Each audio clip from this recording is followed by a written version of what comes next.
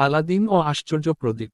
প্রাচীন পারস্যের এক শহরে আলাদিন নামের এক দরিদ্র ছেলে তার মায়ের সঙ্গে বাস করত। সে ছিল অলস, কাজকর্ম না করে সারাদিন ঘুরে বেড়াত। একদিন এক অচেনা জাদুকর আলাদিনের কাছে এসে নিজেকে তার চাচা বলে পরিচয় দিল। সে বলল, আলাদিনের বাবার মৃত্যুর পর সে তাকে খুঁজছিল এবং তাকে ধনী করে দিতে চায়। আসলে সে ছিল এক ধূর্ত জাদুকর, যে আলাদিনকে নিজের স্বার্থে ব্যবহার করতে চেয়েছিল।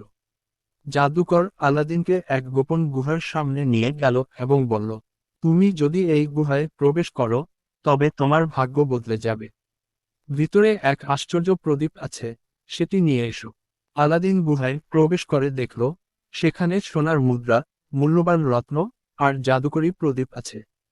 সে প্রদীপটি নিয়ে আসতে চাইল, কিন্তু জাদুকর তাকে বলল, আগে প্রদীপ দাও, তারপর আমি তোমাকে বের হতে সাহায্য করব।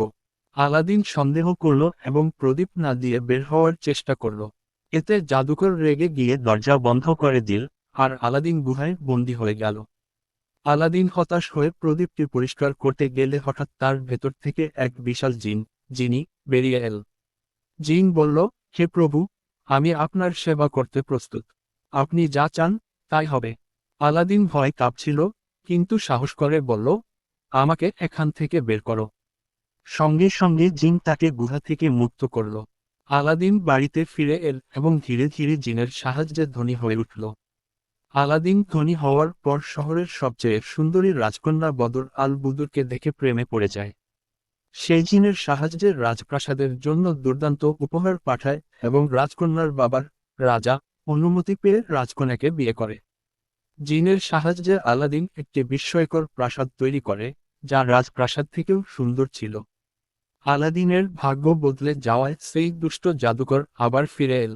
সে এক কৌশলে রাজকন্যাকে ধোঁকা দিয়ে প্রদীপটি নিয়ে নিল এবং জিনকে আদেশ দিল, আলাদিনের প্রাসাদ ও রাজকন্যাকে অন্য দেশে নিয়ে যাও। যেমন বলা তেমনই হলো। রাজকন্যা ও প্রাসাদ হঠাৎ উধাও হয়ে গেল। আলাদিন অনেক খুঁজে জাদুকরের আস্তানায় পৌঁছালো। সে কৌশলের রাজকন্যাকে বলল, জাদুকরকে এক পানীয় দাও, যাতে সে ঘুমিয়ে পড়ে। রাজকন্যা তাই করল, আর জাদুকর গভীর ঘুমে আচ্ছন্ন হল। আলাদিন তখন প্রদীপটি নিয়ে আবার ঘুষল, আর জিনকে বলল, আমার প্রাসাদ ও রাজকন্যাকে আগের জায়গায় ফিরিয়ে দাও।